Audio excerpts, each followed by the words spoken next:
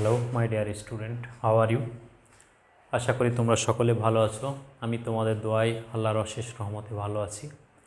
আজকে তোমাদের সামনে অনলাইন ক্লাসে আমি উপস্থিত হয়েছি পদার্থবিজ্ঞান দ্বিতীয় পত্রের দশম অধ্যায় অর্থাৎ electronics and semiconductor and electronics এই অধ্যায়ের চতুর্থ পঞ্চম লেকচার নিয়ে। আজকের লেকচারে আমাদের আলোচ্য বিষয় যেটা হবে যে ডায়োডের বায়াসিং, যে what is biasing, what kind of biasing and the various phenomena of biasing. তো আমরা প্রথমে দেখি যে ডায়োড বায়াসিং কাকে বলে। আচ্ছা, একটা ডায়োড যখন তৈরি হলো সেই ডায়োডের ভিতরে একটা ডিপ্লেশন লেয়ার ফর্ম করে, সেই ডিপ্লেশন লেয়ার একটা ইলেকট্রিক ফিল্ড তৈরি হয়। সেই ইলেকট্রিক ফিল্ডের মধ্যে একটা পটেনশিয়াল ডিফারেন্স থাকে যেটাকে আমরা পটেনশিয়াল ব্যারিয়ার বা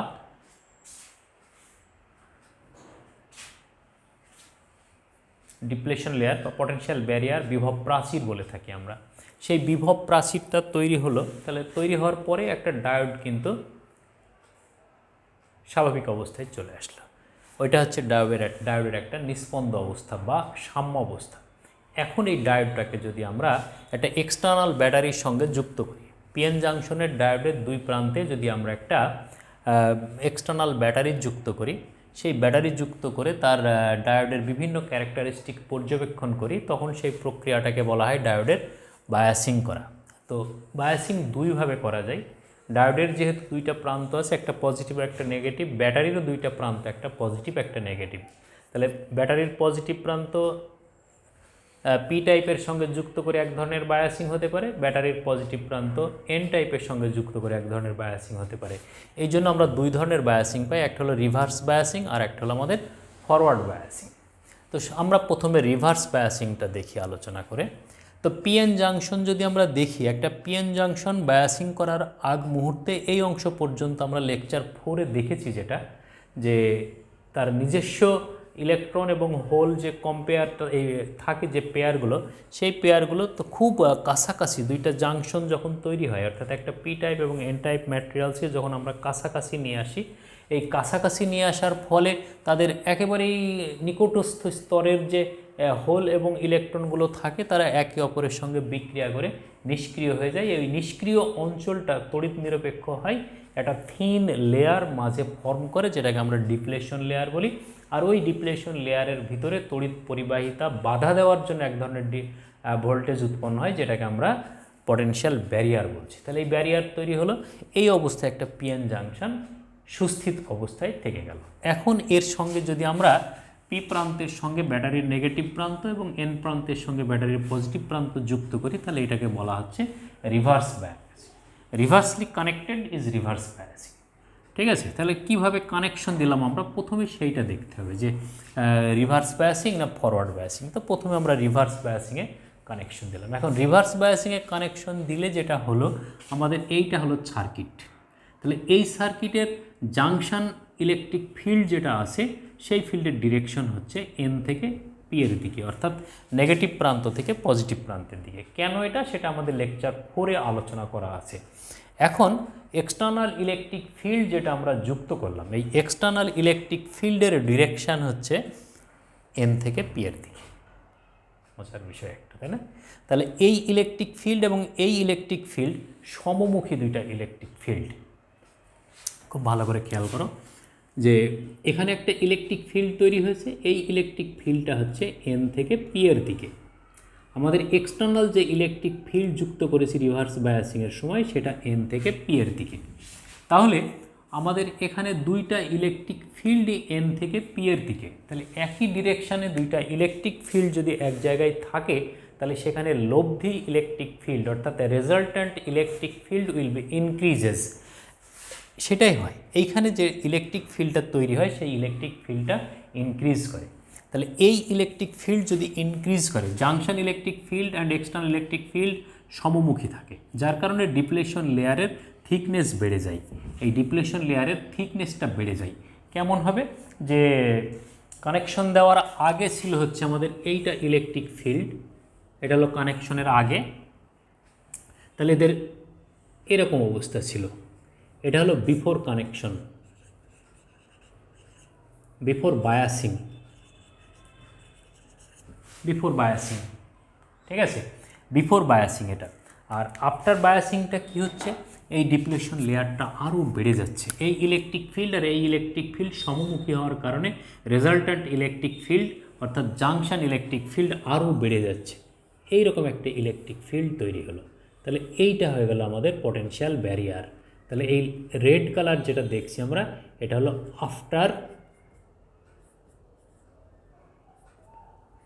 আফটার বায়াসিং, আফটার বায়াসিং, ঠিক আছে, এটা হলো আফটার বায়াসিং। রেড কালারটা হচ্ছে আফটার বায়াসিং, আর ব্ল্যাকটা হচ্ছে আমরা দেখাচ্ছি বিফোর বায়াসিং। তো বিফোর বায়াসিংয়ের থেকে আফটার বায়াসিংয়ে দেখা গেল যে আমাদের এই ডিপ্লেশন লেয়ার থিকনেসটা অনেক বেড়ে গেছে। তাহলে কি হচ্ছে, ডিপ্লেশন লেয়ারের থিকনেস বেড়ে যাচ্ছে, বিভব প্রাচীর বেড়ে গেল, বিভব প্রাচীরের উচ্চতা বৃদ্ধি পায়। তাহলে এখন এই বিভব প্রাচীরের উচ্চতা যদি বৃদ্ধি পায়, তাহলে দেখা গেল আমরা বিভব প্রয়োগ করতেই আসি, প্রাচীরের উচ্চতা বৃদ্ধি পেতেই আসি। তাহলে কি হবে, যে আমরা যতই ভোল্টেজ এখানে প্রেরণ করি না কেন, আমরা যতই ভোল্টেজ এখানে সাপ্লাই দিই না কেন, সেই ভোল্টেজ এর মধ্য দিয়ে তড়িৎ প্রবাহ চালনা করতে পারবে না। এটা একটা কারণ ইলেকট্রিক ফিল্ডের মাধ্যমে। আমরা এইটাকে যদি এই ইলেকট্রিক ফিল্ডের সাথে দেখি, তাহলে দেখা যাবে যে এই ইলেকট্রিক ফিল্ডের ধনাত্মক প্রান্তটা হচ্ছে এন প্রান্তের সঙ্গে যুক্ত আছে। তাহলে এন প্রান্তের এই ইলেকট্রনগুলো ব্যাটারির পজিটিভ প্রান্তের দিকে আসার চেষ্টা করবে। সব ইলেকট্রনগুলো হচ্ছে ব্যাটারির পজিটিভ প্রান্তের দিকে অভিমুখ হয়ে যাবে, ব্যাটারির পজিটিভ প্রান্তের দিকে অভিমুখ হয়ে যাবে। পক্ষান্তরে এই ধনাত্মক আধানগুলো কি হবে, সব ব্যাটারির নেগেটিভ প্রান্তের দিকে আগ্রহী হবে। এটা তো দেখা যাচ্ছে যে পজিটিভ চার্জগুলো হচ্ছে ব্যাটারির নেগেটিভ প্রান্তের দিকে, নেগেটিভ চার্জগুলো ব্যাটারির পজিটিভ প্রান্তের দিকে যখন অভিমুখ হয়ে যায়, তখন বিভব প্রাচীরের প্রস্থ এমনিতেই বেড়ে যায়। তাহলে এই বিভব প্রাচীরের প্রস্থ তখন কী হবে, বেড়ে যাবে। ইলেকট্রিক ফিল্ডের মাধ্যমেও এটাকে আমরা ব্যাখ্যা করতে পারি, এই ইলেকট্রন এবং হোলের অভিমুখের কারণেও আমরা এটাকে ব্যাখ্যা করতে পারি। কিভাবে, যে এই ব্যাটারির সঙ্গে তাদের আকর্ষণ ক্ষমতাটা কেমন। তাহলে এইভাবে যদি বাড়তে থাকে, তাহলে দেখা গেল এই এদের এই ডিপ্লেশন লেয়ারের প্রস্থটা বেড়ে যাচ্ছে।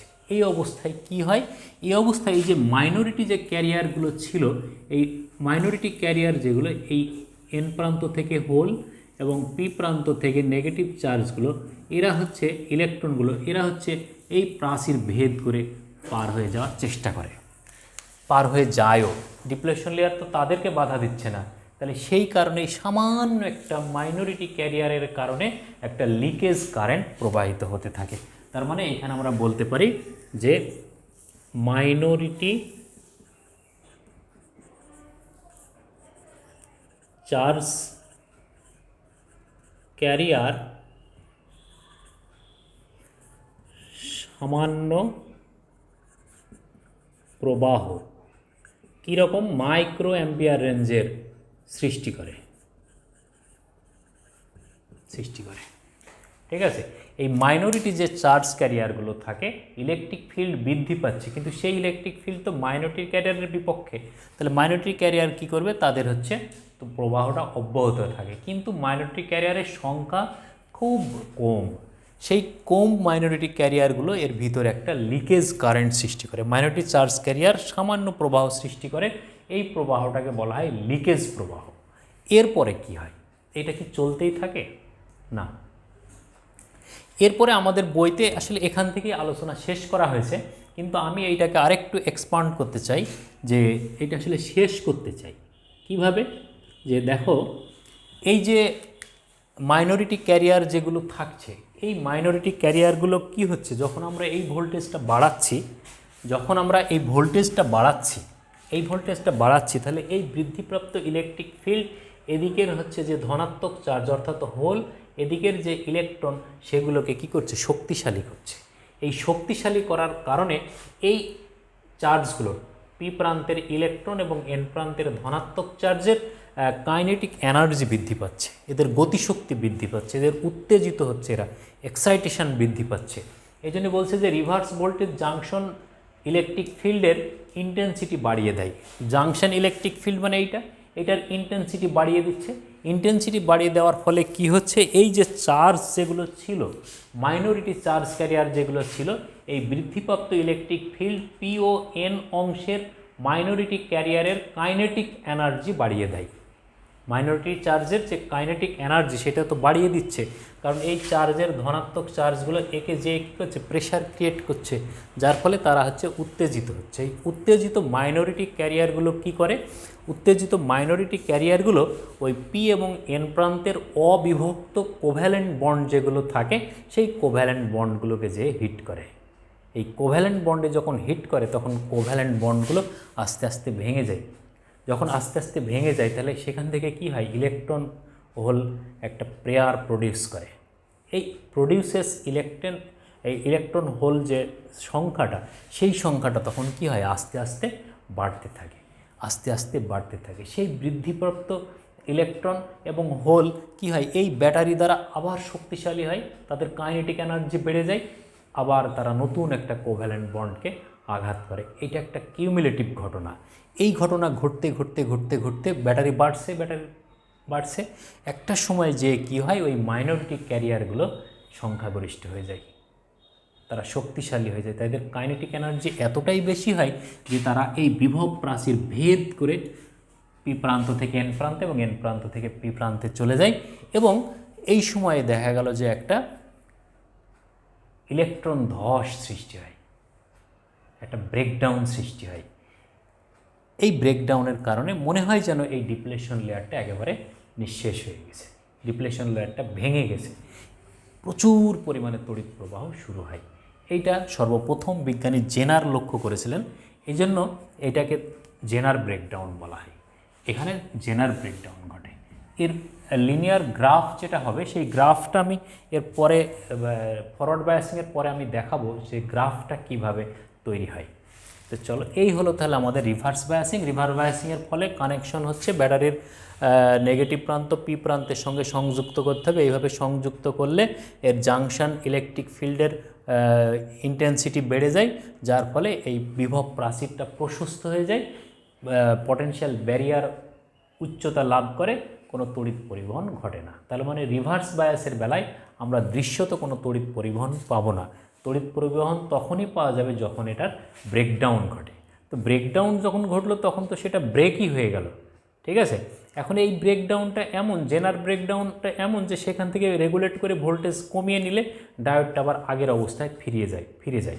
এই ডায়োডটাকে যদি আরও আমরা ভোল্টেজ প্রয়োগ করি তাহলে কি হয়, এমন অবস্থায় স্থায়ী পরিবর্তন ঘটে যে এই লেয়ারটা এমনভাবে বিনাশ হয়, মানে ডিস্ট্রয় হয়ে যায়, যে আর আগের অবস্থায় ফিরে আসতে পারে না।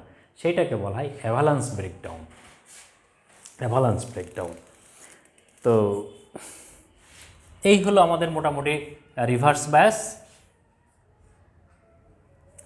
চলো এবার দেখি আমরা ফরওয়ার্ড বায়াসিংয়ের বেলায় কি হয়।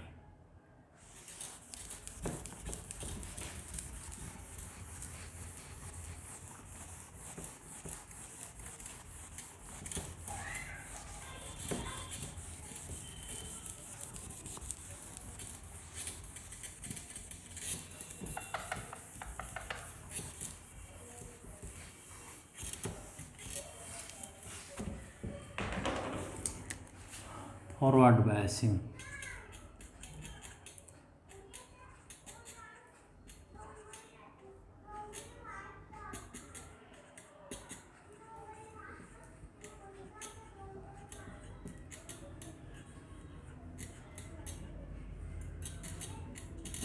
সম্মুখী ঝোঁক। এটা কি হয়, এটা ব্যাটারির পজিটিভ প্রান্তের সঙ্গে এটা হলো আমাদের তৈরিকৃত ডিপ্লেশন লেয়ার। এদিকটা পজিটিভ চার্জ, এদিকটা negative charge, negative electric field, এটা এন, এটা পি, এখানে হচ্ছে ফ্রি চার্জ হলো হোল, এদিকে হচ্ছে আমাদের electron, minority carrier hole, minority carrier electron. এই অবস্থায় এটাকে নিয়ে এসে কি করা হলো, ব্যাটারি পি প্রান্তের সঙ্গে ব্যাটারির পজিটিভ প্রান্ত এবং এন প্রান্তের সঙ্গে ব্যাটারির নেগেটিভ প্রান্ত যুক্ত করা হলো। তাহলে এই অবস্থায় যুক্ত হওয়ার ফলে এইখানে যে ইলেকট্রিক ফিল্ড তৈরি হলো, এই ইলেকট্রিক ফিল্ডটা হচ্ছে আমাদের পি থেকে এন এর দিকে। ব্যাটারি এটা পজিটিভ, এটা নেগেটিভ, ব্যাটারির যে ইলেকট্রিক ফিল্ড ই, এই ফিল্ডের ডিরেকশান হচ্ছে পি থেকে এন এর দিকে, কিন্তু জাংশন ইলেকট্রিক ফিল্ড হচ্ছে এই বরাবর। জাংশন ইলেকট্রিক ফিল্ডের ডিরেকশান হচ্ছে এন থেকে পি এর দিকে। তাহলে এখানে 180 ডিগ্রি বিপরীতমুখী দুইটা ইলেকট্রিক ফিল্ড প্রডিউস আছে, মানে ইলেকট্রিক ফিল্ড সৃষ্টি হয়েছে। এই দুইটা ইলেকট্রিক ফিল্ড একে অপরকে নাকচ করে দেয়। যদি নাকচ করে দেয় তাহলে কি হবে? এটা তো আমাদের প্রয়োগকৃত ইলেকট্রিক ফিল্ড, এর মান তো অনেক বেশি। এখন এই ইলেকট্রিক ফিল্ড এইটাকে মিনিমাইজ করে দেয়। মিনিমাইজ করে দিলে কি হবে? এখানে আর কোনো ইলেকট্রিক ফিল্ড থাকবে না, তার মানে ডিপ্লেশন লেয়ার থাকবে না। তার মানে ডিপ্লেশন লেয়ারের থিকনেস কমে গেল, ডিপ্লেশন লেয়ারের বিভব প্রাচীর যেটা ছিল, পটেনশিয়াল ব্যারিয়ার হাইট কমে গেল, খুব দ্রুত তড়িৎ পরিবহন হতে শুরু করে। ফরওয়ার্ড বায়াসিংয়ের বেলায় ইলেকট্রিক ফিল্ড দিয়েই বোঝা যায় যে এই ইলেকট্রিক ফিল্ডের যেহেতু বিপরীতমুখী, তাহলে এটার মান খুব সামান্য, এটাকে নাকচ করে দেয় এবং এর ভিতর দিয়ে তড়িৎ প্রবাহ হতে শুরু করে। আবার যদি আমরা ইলেকট্রনের অভিমুখ দেখি, তাহলে এই ঋণাত্মক চার্জ এই দিকে প্রবাহিত হয়ে এই ইলেকট্রনগুলোকে গতি প্রয়োগ করে, কাইনেটিক এনার্জি বাড়িয়ে দেয়। কোন দিকে যাবে? এটা বিভব প্রাচীরের দিকে যাবে। আবার এই ধনাত্মক চার্জ এই দিকে যেয়ে এই ধনাত্মক চার্জ বা হোলগুলিকে কী করে? শক্তিশালী করে। এই শক্তিশালী হওয়ার পরে এরাও বিভব প্রাচীরের দিকে ধাবিত হয়। তাহলে উভয় দিক থেকে ধনাত্মক এবং ঋণাত্মক চার্জ এসে বিভব প্রাচীরের উপরে বল প্রয়োগ করে। তাহলে বিভব প্রাচীর কী হবে? তখন ভেঙে যাবে। এই ভেঙে যাওয়ার কারণে এই বিভব প্রাচীর তখন বিনষ্ট হয়ে যায় এবং এর মধ্য দিয়ে তড়িৎ প্রবাহ চলতে শুরু করে। এটাই হলো আমাদের ফরওয়ার্ড বায়াসিং। খুব সিম্পল ফরওয়ার্ড বায়াসিং। এবং ফরওয়ার্ড বায়াসিংয়ের বেলায় যেটা ঘটে সেটা হচ্ছে আমাদের মিলি অ্যাম্পিয়ার রেঞ্জে তড়িৎ প্রবাহ পাওয়া যায়। রিভার্স বায়াসিংয়ের বেলায় মাইক্রো অ্যাম্পিয়ার রেঞ্জে তড়িৎ প্রবাহ পাওয়া যায়। এবং এর ফলে কি হয়? এর ফলে এই বিভব প্রাচীর হ্রাস পায়। এই যে এরকম বিভব প্রাচীর ছিল আমাদের এটা, হ্যাঁ, এটা হচ্ছে বিফোর বায়াসিং। আফটার বায়াসিং কী হবে? আফটার বায়াসিং এই বিভব প্রাচীরের উচ্চতাটা হ্রাস পায়। এইরকম একটা বিভব প্রাচীরের সৃষ্টি হয়।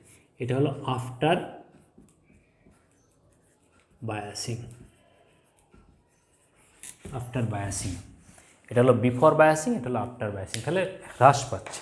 তাহলে এখানে আমরা কিছু পয়েন্ট নোট করতে পারি যে এর বিভব প্রাচীর হ্রাস পায়। হ্যাঁ, বিভব প্রাচীর হ্রাস পায়, ডিপ্লেশন লেয়ার থিন হয়ে যায়, ডিপ্লেশন লেয়ারের প্রশস্ততা কমতে থাকে। আর কি হয়? এই ডিভাইসটা খুব কম মানের রোধ প্রদর্শন করে। এটাই হলো আমাদের ফরওয়ার্ড বায়াসিং। ফরওয়ার্ড বায়াসিংয়ের বেলায় এই সামান্য এই ভোল্টেজটা যেটা থাকে, এই যে অপোজ ভোল্টেজ যেটা তৈরি হয়, ব্যারিয়ার ভোল্টেজ যেটা তৈরি হয় 0.3 volt for germanium and 0.7 volt for silicon, এই ভোল্টেজ পর্যন্ত তারা অপোজ করতে পারে। পরবর্তী সময়ে কি হয়? এরা একটা পরিবাহীর মতো আচরণ করে। এর একটা অংশ দেখা যায় যে ওহমিক রেঞ্জে থাকে, অর্থাৎ I প্রপোর্শনাল টু V হয়। এরকম একটা তড়িৎ প্রবাহ পাওয়া যায়, যা ফরওয়ার্ড বায়াসিংয়ের বেলায় আসলে এটা খুব একটা কাজে আসে না। ঠিক আছে, আমরা এর ক্যারেক্টারিস্টিক্স কার্ভটা একটু দেখতে চাই।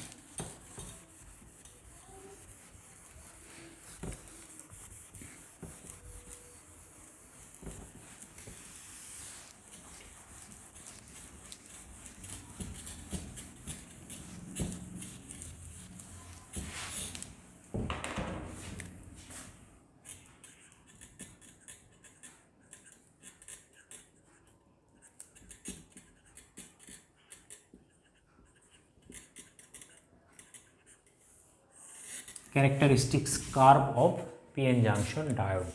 Characteristics curve of PN junction diode. তো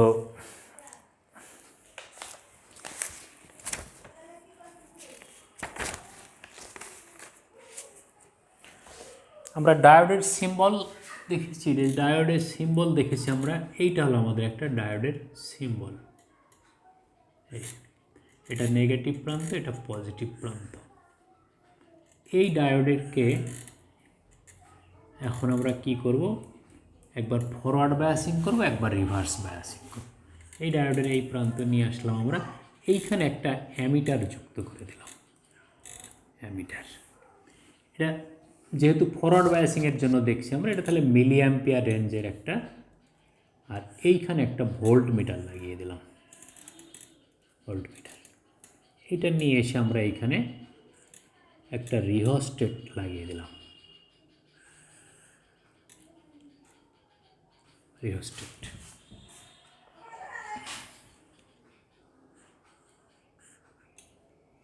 এর সাথে আমরা একটা ব্যাটারি যুক্ত করে দিলাম। যেহেতু এটা পজিটিভ প্রান্ত, তাহলে এটা হলো আমাদের ব্যাটারির পজিটিভ প্রান্ত, এটা নেগেটিভ প্রান্ত। এটা নেগেটিভ, এটা পজিটিভ, এটা ইলেকট্রিক ফিল্ড। এখন যদি আমরা সুইচ অন করি তাহলে কী হবে, তড়িৎ প্রবাহ চলতে থাকবে, এই তড়িৎ প্রবাহ চলবে, এই তড়িৎ প্রবাহ চলবে, এই তড়িৎ প্রবাহ চলবে, এই তড়িৎ প্রবাহ চলবে। এইভাবে যদি তড়িৎ প্রবাহ চলতে থাকে তাহলে এটা হচ্ছে কি ফরওয়ার্ড বায়াসিং। এখন এই ফরওয়ার্ড বায়াসিংয়ের বেলায় দেখা যায় যে আমরা এই ভোল্টেজ বাড়াচ্ছি, এই ভোল্টেজ বাড়াচ্ছি, দেখা গেলো কারেন্ট নেই, কারেন্ট নেই। কীরকম যে এই ফরওয়ার্ড বায়াসিং যেহেতু, তাহলে এটাকে আমরা ভোল্টেজ বলি, আমরা ভিএফ সাপ্লাই দিচ্ছি আমরা। তাহলে ভিএফ এর মান এবং আইএফ যদি আমরা দেখি তাহলে দেখা যাবে এটা যদি আমাদের জার্মেনিয়াম হয়, ফরওয়ার্ড বায়াসিং জার্মেনিয়ামের জন্য, তাহলে ভিএফ আমরা দিচ্ছি 0.1, 0.2, 0.3, 0.4, 0.5, 0.6 ভোল্ট। কারেন্ট পাবো আমরা হচ্ছে মিলি অ্যাম্পিয়ার রেঞ্জে। নেই কারেন্ট জার্মেনিয়ামের জন্য এইখানে যে সামান্য পরিমাণে 1 মিলি অ্যাম্পিয়ার পেলাম আমরা, এটার জন্য 2, এটার জন্য 3, এটার জন্য 4, এরকম তখন আমরা আস্তে আস্তে কারেন্ট পেতে থাকলাম। এখন এইটাকে নিয়ে যদি আমরা একটা লেখচিত্র অঙ্কন করি,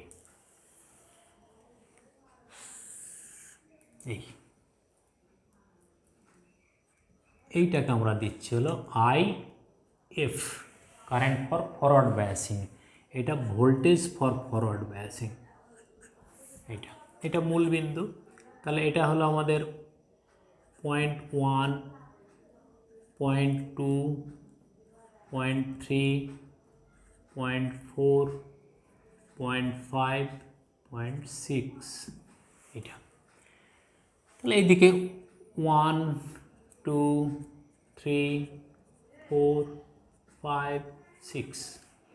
এখন দেখা যাচ্ছে যে এইটাকে যদি আমরা দেখি তাহলে এই গ্রাফটা হলো এরকম একটা গ্রাফ পাওয়া গেল, এরকম একটা গ্রাফ পাওয়া যায়।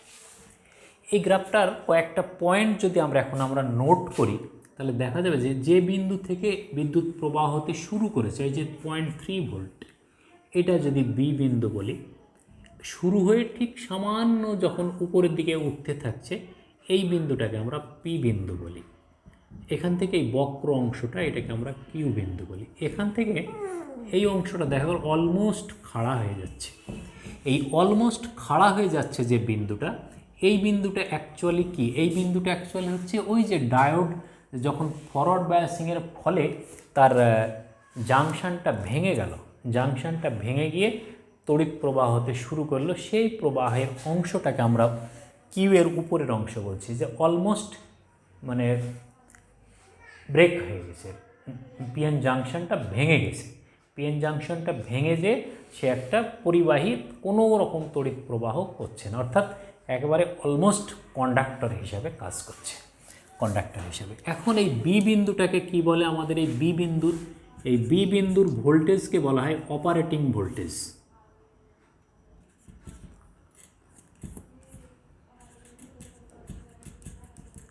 অপারেটিং ভোল্টেজ, তাহলে অপারেটিং ভোল্টেজ কত হবে, জার্মেনিয়ামের জন্য 0.3 ভোল্ট আর সিলিকনের জন্য 0.7 ভোল্ট। পি বিন্দুটাকে বলা হয়, পি বিন্দু থেকে অ্যাকচুয়ালি তড়িৎ প্রবাহ শুরু হয়েছে। বি এবং পি খুব কাছাকাছি দুইটা বিন্দু। এই পি বিন্দুর ভোল্টেজকে বলা হয় কাট in voltage. Cut in voltage. এই বিন্দুর ভোল্টেজকে বলা হয় নি ভোল্টেজ। নি ভোল্টেজ। এই বিন্দুর ভোল্টেজকে বলা হয় threshold voltage. Threshold voltage. Threshold voltage. Actually এইখান থেকে ডায়োড অপারেটিং মোডে যায়। বি বিন্দু এবং পি বিন্দু খুব কাছাকাছি। এই বি থেকে পি পর্যন্ত এই অংশটা আসলে এক্সপোনেনশিয়ালি তড়িৎ প্রবাহ বৃদ্ধি পেতে থাকে। বি থেকে পি পর্যন্ত এই তড়িৎ প্রবাহটা এক্সপোনেনশিয়ালি বৃদ্ধি পেতে থাকে। এই জন্য পি কিউকে বলা হয় সূচকীয় অংশ।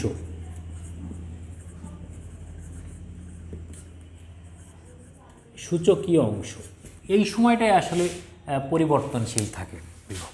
কিউ বিন্দু থেকে অলমোস্ট একদম লিনিয়ার হয়ে যায় একটা, অর্থাৎ এইখানে এসে এটা ব্রেকডাউন করে তার জাংশনটা। ঠিক আছে, তো এখন এটাকে যদি আমরা রিভার্স বায়াসিংয়ের বেলায় দেখি তাহলে কি হবে। রিভার্স বায়াসিংয়ের বেলায় কি করব আমরা, এই ভোল্টেজটাকে জাস্ট অপোজিট ডিরেকশন করে দেবো। এটা নেগেটিভ পজিটিভ নেগেটিভ, এটা পজিটিভ এটা নেগেটিভ, এটা VR রিভার্স ভোল্টেজ। এইখানে যে কারেন্টটা পাবো সেটা হচ্ছে রিভার্স কারেন্ট, এইটা। ঠিক আছে, এখন এই অবস্থায় আমরা যদি দেখি তাহলে দেখা যায় যে আমরা যেটা দেখে আসলাম যে VR এর মান বাড়াতেই আসি, কোনো কারেন্ট নেই। তাহলে দেখা গেল যে এইখানে VR এর মান 1, 10, 20, 30, 40, 50। ঠিক আছে, প্রথম দিকে আমরা হয়তো বাড়ালাম এইভাবে, কোনো কারেন্ট নেই। প্রথমে দেখা গেলো সামান্য, এটা IR এই মাইক্রো অ্যাম্পিয়ার রেঞ্জের কারেন্ট। প্রথমে দেখা গেলো 0.01 থাকলে এই 0.01 থেকেই গেল 0.01, 0.01, 0.01, 0.01, 0.01। এইখানে এসে দেখা গেল যে হঠাৎ করে 10 অ্যাম্পিয়ার বা 10 মাইক্রো অ্যাম্পিয়ার কারেন্ট পাওয়া যাচ্ছে হঠাৎ করে। এইটাকে যদি এখন আমরা গ্রাফে নিই তাহলে কি হবে, এইটা হচ্ছে আমাদের VR, এই দিকটা হলো IR। এটা কেন হয় এটার ব্যাখ্যা আমরা রিভার্স বায়াসিংয়ের সময় দেখলাম যে আস্তে আস্তে এসে এইখানে এসে যদি তার ব্রেকডাউন ঘটে, জেনার ব্রেকডাউন ঘটে, তাহলে হঠাৎ করে তড়িৎ প্রবাহটার মান বেড়ে যাবে। তাহলে এখানে এইভাবে সামান্য একটা প্রবাহ সৃষ্টি হয়ে এইভাবে এসে এইখানে এসে ব্রেকডাউন ঘটলো। তাহলে কততে, 50-এ এসে, তাহলে 1, এটা 1 দিচ্ছি আমরা এমনি, এটা 10, এটা 20, 30, 40, 50-তে এসে তার হলো ব্রেকডাউন ঘটলো। এই ব্রেকডাউন যেটা ঘটলো, এই ভোল্টেজটা অর্থাৎ এই 50 ভোল্টেজ, এটা জেনার ব্রেকডাউন ভোল্টেজ বলা হয়। ব্রেকডাউন ভোল্টেজ বা জেনার ব্রেকডাউন বলে।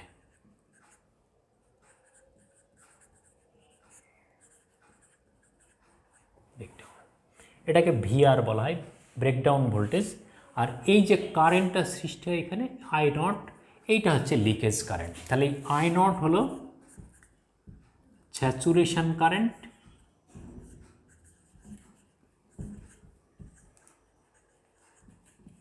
বা লিকেজ কারেন্ট।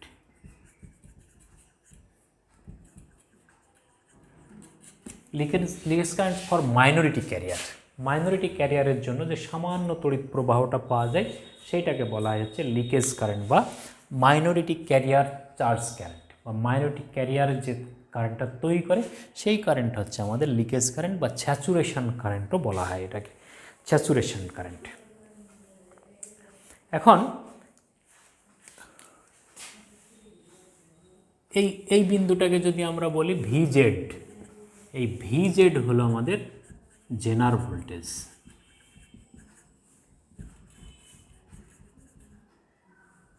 এইখানে এসে ডায়োডটার ব্রেকডাউন হয়। কি ব্রেকডাউন হয়? এই যে দেখলাম যেটা আমরা যে মাইনরিটি ক্যারিয়ারগুলো কাইনেটিক এনার্জি বাড়তে বাড়তে বাড়তে বাড়তে একটা সময় গিয়ে তারা কি হয়, ওই বিভব প্রাচীরটাকে ভেঙে দেয়। ভেঙে দিয়ে কি হয়, অলমোস্ট মানে রিডিউস হয়ে যায়, একেবারে বিনাশ, ডেস্ট্রয় হয়ে যায়। তাহলে পিএন জাংশন ডেস্ট্রয় হয়ে গেলে, যে ডেস্ট্রয় যখন হয়ে যায় তখন হচ্ছে অ্যাব্রাপ্টলি একটা তড়িৎ প্রবাহ সৃষ্টি হয়, যেটা এইখানে এসে সৃষ্টি হয়েছে। এইটা হলো আমাদের জেনার ব্রেকডাউন। ঠিক আছে, এটা হলো আমাদের জেনার ব্রেকডাউন। জেনার ব্রেকডাউন, তাহলে জেনার ব্রেকডাউন যখন ঘটে তখন ডায়োড আর তার কার্যক্ষমতা থাকে না। এখন এই জেনার ব্রেকডাউনের পরে যদি ভোল্টেজ আরও বাড়ানো যায় তাহলে কারেন্ট বাড়তে থাকে কিছুটা, কিন্তু এই সময় কি হয়, এই সময় জেনার ভোল্টেজের পরে যদি আরও ভোল্টেজ বাড়ায় তাহলে পিএন জাংশনটা পার্মানেন্টলি ডিস্ট্রয় হয়ে যায়, পার্মানেন্টলি ডিস্ট্রয় হয়ে যায়। ওই ডায়োডটাকে আর পূর্বের অবস্থায় ফিরিয়ে আনা যায় না। তখন এই অবস্থাটাকে বলা হয় অ্যাভালান্স ব্রেকডাউন। অ্যাভালান্স ব্রেকডাউন, তো কোনো ডায়োডের যদি অ্যাভালান্স ব্রেকডাউন ঘটে সেটা পার্মানেন্টলি কাজের অনুপযোগী হয়ে যায়, সেইটাকে দিয়ে আর কোনো কাজ করানো সম্ভব হয় না। অর্থাৎ অ্যাভালান্স ব্রেকডাউনে না যাওয়ার জন্য এই মানটা জানা দরকার। ঠিক আছে, কিন্তু জেনার ব্রেকডাউন যখন ঘটে একটা ডায়োডের, জেনার ব্রেকডাউন ঘটলে আমরা সেটাকে আবার কামব্যাক করাতে পারি, যে সেটাকে আবার আগের অবস্থায় নিয়ে এসে রেগুলেট করে ভোল্টেজ কমিয়ে আবার হচ্ছে নতুন করে তার তড়িৎ প্রবাহ পর্যবেক্ষণ করতে পারি। এটাই হচ্ছে আমাদের অ্যাভালান্স এবং জেনার ব্রেকডাউনের মধ্যে পার্থক্য।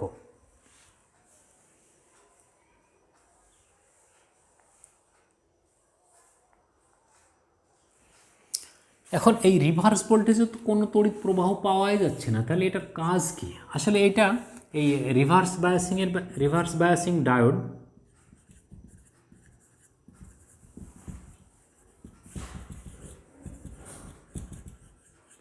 রিভার্স বায়াসিং ডায়োডকে আসলে ভোল্টেজ সুইচ হিসাবে ব্যবহার করা হয়।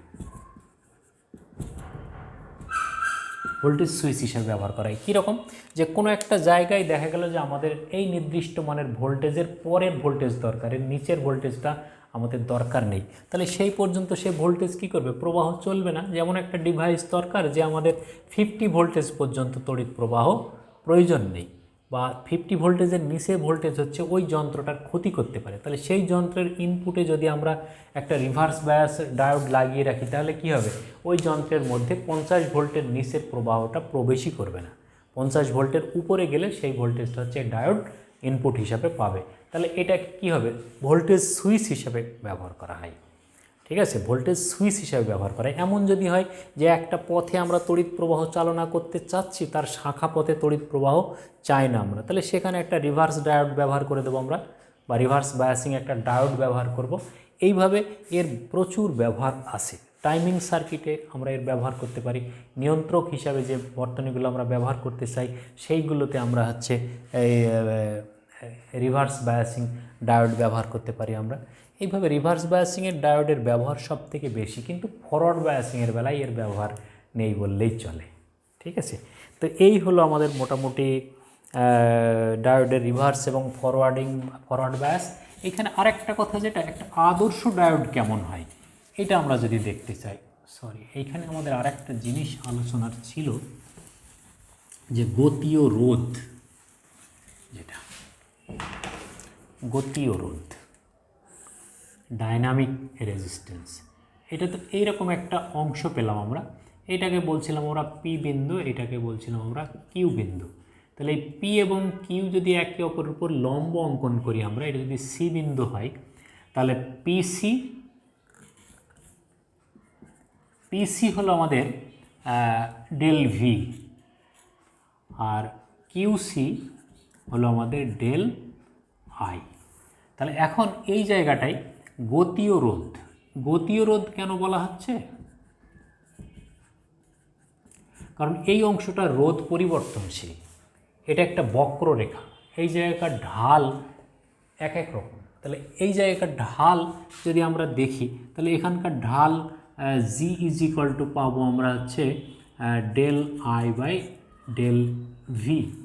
তো আমাদের গতীয় রোধ দরকার, তাহলে রোধ আর is equal to del V by del এই এত ওহম, ঠিক আছে।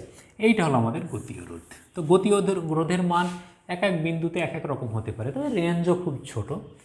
এখন এই রোধের মান যদি আমরা দেখি তাহলে এটা আরেকটা আছে আমাদের আইডিয়াল ডায়োড।